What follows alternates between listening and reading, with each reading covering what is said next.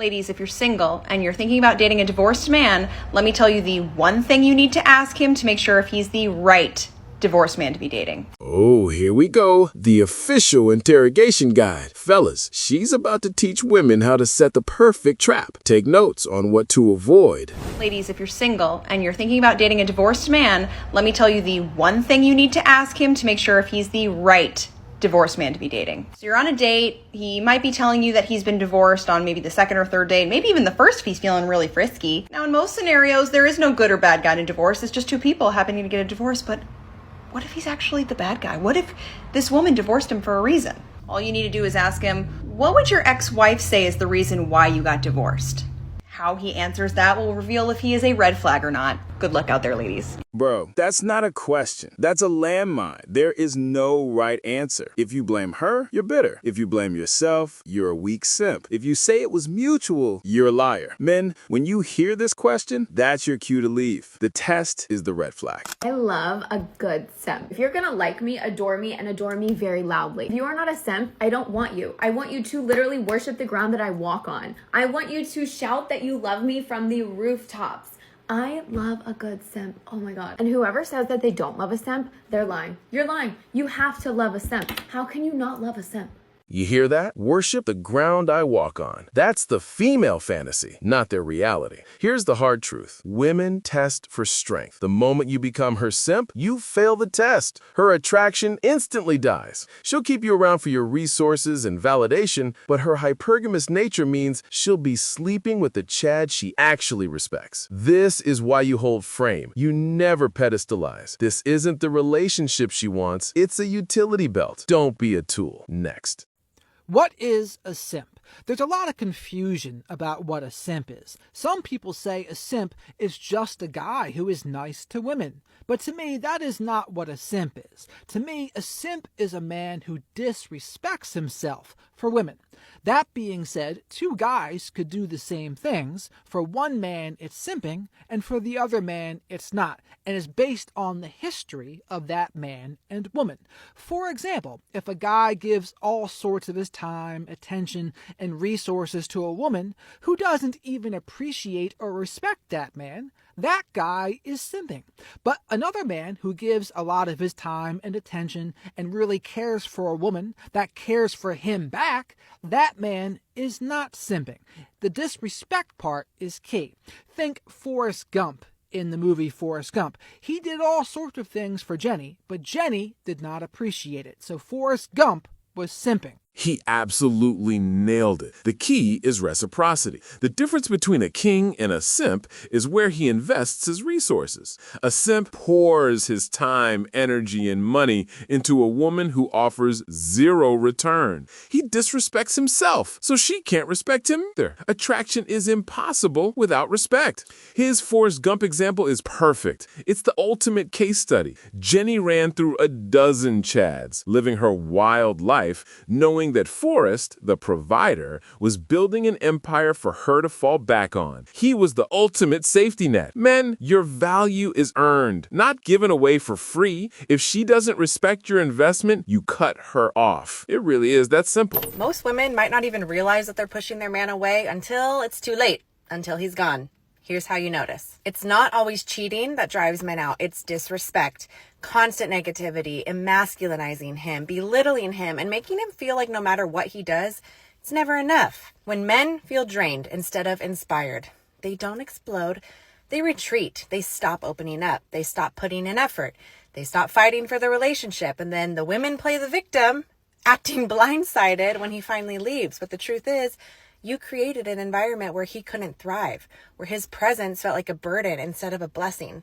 And men will not stay where they feel unvalued, unseen, unappreciated. So if your man is pulling away, stop pointing the finger at him and look in the mirror. You might be the reason. Respect him, admire him, build him up instead of tearing him down, because the moment he realizes peace exists without you, he'll never come back. And that's a hard truth most women don't want to hear. That's the whole lesson right there. The moment he realizes peace exists without you, he'll never come back. A man will fight for you. He'll build for you, but he will not sacrifice his sanity. When his home becomes a constant battlefield, he won't explode. He just retreats. He will go find peace somewhere else. And that's a door that only closes once. There's two things a man needs most, and we women so often don't get it because we have such different needs. On top of our list is love. We want buckets of love. We want to feel safe and held all the time. But surprise, surprise, men don't have love as a priority on their list. You know what every man wants? He wants to be left alone, but he doesn't want to be alone. And that means that he wants to feel at any moment in time that he's a free man. That's why so many men find it a very hard decision to get married. Because for a man, marriage equals losing your freedom. But here's what we women also don't get. Freedom for a man is more a psychological thing than it's a reality. He needs to feel that the things he does for you are his decision. That he's in charge and not you because you nagged about it. If you can create a situation in which you make him feel free, in which you accept him doing things for himself, going out with his friends, etc., he will be forever yours. And the second thing every man needs most is to feel that he's been respected. It's not complicated. For a man, respect is the love he needs. And the freedom she's talking about, that's his purpose. He needs the space to build, to conquer, to be a man. A woman who gives him both doesn't have a boyfriend. She has a king who will build an empire for her. A woman who takes them away gets left. One of the best pieces of advice I've ever read about relationships is this. A man calling you baby means nothing. A man moving into your house means nothing. A man calling you his girlfriend means nothing. A man marrying you means nothing. Do you know what means something? A man changing his ways to keep you. That's what means something. Changing his ways to keep you? That is the definition of submission, not love. She doesn't want a partner. She wants a renovation project. She wants to see if she can break your frame. Here is the deep truth. If you have to change your core identity to keep a woman, you've already lost her respect. A high-value man improves for his purpose, never for approval. Don't become her pet. I don't know who needs to hear this, but it's okay to like your husband. It's okay to not hate all men. It's okay to want to take care of him. It's okay to want to do nice things for him. It's okay to uplift his name in public instead of tearing him down in front of all your girlfriends. It's okay to be obsessed with him. It's okay to want to be around him 24/7. It's okay to want to treat him with respect. It's okay that your biggest goal in life is to be a stay-at-home wife and mom. It's okay that you want to get married young. It's okay that you don't nag your husband and mother him and you treat him like a wife. Just be prepared to be called anti-women, a pick-me, and misogynistic for having a healthy relationship and loving your husband. She's describing what it means to be a man's peace. That's it. And her warning at the end is the tell. The sisterhood is a crab bucket. They can't stand to see a woman happy in her feminine energy, so they'll try to drag her back down into their misery. Men, this is the green flag. Vep for this.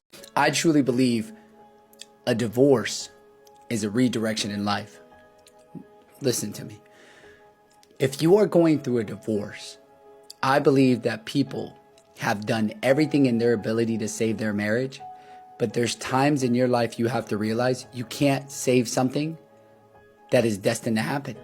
And the reason why it happens is God said, sweetheart, they're like, brother, this person isn't meant to be in your life.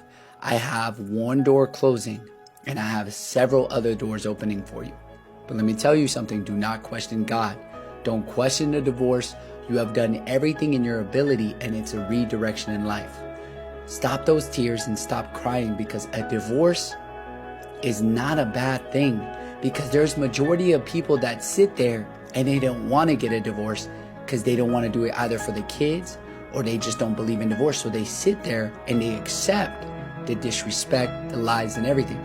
You have taken the ability to take your marriage and say, listen, this is not working out. It's time to get a divorce so I can start smiling again.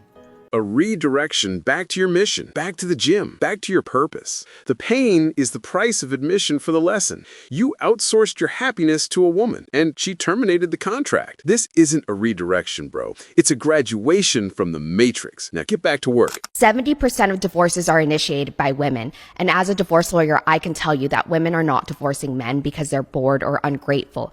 They're divorcing because they're tired of doing everything. In marriages where both partners are college educated, educated, that number actually jumps to 90%. But why? What is making these women walk away in such high numbers? Well, the answer is simple. Women are expected to work like they have no children and parent like they have no job. They're expected to be the emotional support system, the household manager, the one who remembers birthdays, doctor's appointments, and what shoe size the children wear. Meanwhile, many men still believe that just providing a paycheck is enough, but it's not.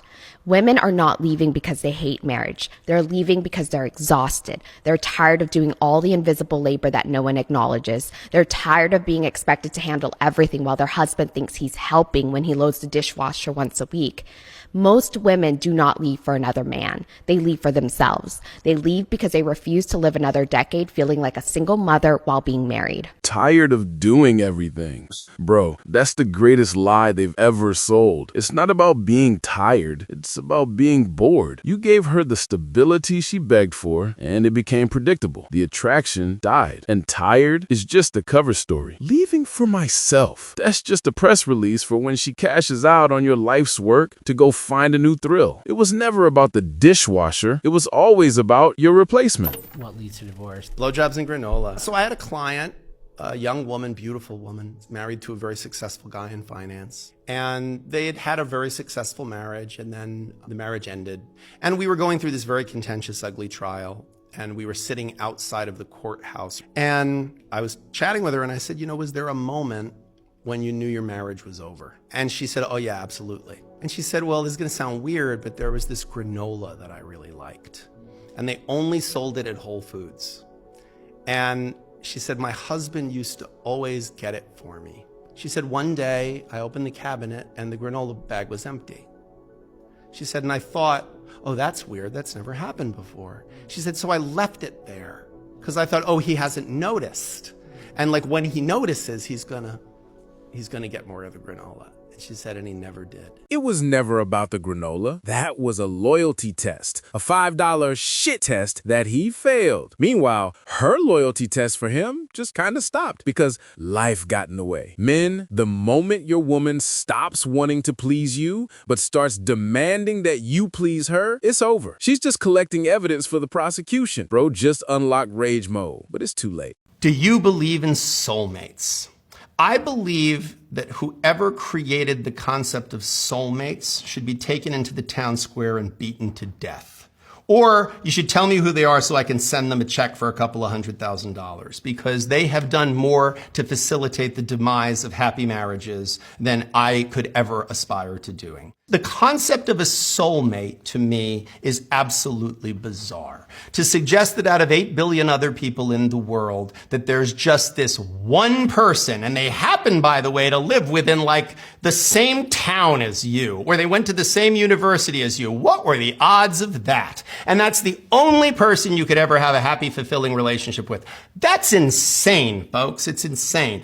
There it is. Well, they mustn't be your soulmate then. That's the eject button. The ripcord. It's the socially acceptable term for hypergamy. The moment you stop being her perfect fantasy, she's already scanning the horizon for your replacement. The soulmate is a myth. The mission is everything. Something that will never cease to amaze me is how many men will treat women in their lives like an option. Strangely enough, even their wives, like they are an option, and they will do this for a long time, assuming she's not doing anything, she's not going anywhere. And then those women do go somewhere. They go to divorce court, and these very same men are heartbroken or angry. They're in disbelief. They're blindsided. How could she do this? She's choosing her happiness over the family. She's breaking up the family when all along he was treating her like a piece of furniture. He wasn't treating her like family. He was treating her like a chair at the dining room table that no one ever uses except for on Thanksgiving. He wasn't blindsided. He got comfortable. He thought the mission was complete. He put her on a shelf like a trophy, and she became a piece of furniture. Just like she said, he stopped being her leader and became part of the background. And that shock, that heartbreak, that's the face of instant regret. It's the sound of a man realizing the one woman who had his back just walked out the door forever. Men, the war is never over. The moment you treat her like an option, you've already lost. I've heard this, that divorce is haram. Who said divorce is haram? But sometimes divorce can be an obligation. You should. Sometimes staying in a particular marriage is more sinful. I'm not encouraging divorce, but I'm just telling you that people who go around just making a blanket rule is wrong. And for example, someone marries someone and then they become, for example, a devil worshipper. You're not allowed to stay with that person anymore. Sometimes a person starts becoming a murderer and a danger and you find there's a serial killer. Do you stay with someone like that? No. Sometimes there are marriages where it becomes recommended to divorce. They cheat, they continue to cheat, they continue to do things that are harmful to the family. It's recommended to divorce if the person is not reforming themselves and they continue to harm the family. He said staying in the marriage is more sinful. Let me translate that. The greatest sin is self-betrayal. It's setting yourself on fire to keep her warm when she's the one holding the match. Divorce isn't the failure. Staying with the traitor in your own kingdom is the failure. So my divorce happened when I was 22. I had 2 children at that time, and I got divorced, and that was my first marriage. And then in 2020, when I turned 35, I went through a separation. I got remarried, and I went through a separation with my second husband. Now, a lot of you might be throwing out judgment and opinions on who I am or why this must have happened, and there must be a reason. And yes, there's probably a million reasons why, but I no longer question it. The way that I look at it is, what have I learned, and what are some things that have been life-changing, that have taught me the things that I need to know. The very first thing that I've learned is financial stability. If a woman is independent financially, she just has so much more confidence and power and control over her life. And unfortunately, in my case, both the instances when I got divorced and when I got separated, I was financially not independent. Did you hear that? She didn't learn how to build. She learned how to leave. Her big takeaway isn't how to be a better partner. It's how to secure the bag so I have the power and control to detonate the next family on my own terms. This isn't a lesson. It's a warning label. She's not taking accountability. She's taking notes. And when a woman starts talking about her journey after leaving a trail of broken homes, run. All right, that's it for today, men. Look, the pattern is always the same. Whether it's the entitlement, the soulmate fantasy, or the exit strategy disguised as burnout, they're all just different chapters in the same book. Your job isn't to change the story. It's to read the damn book and know when to close it. Let me know in the comments, what's the most ridiculous test a woman has ever put you through? What was the granola in your relationship? Let's get a real conversation going down there.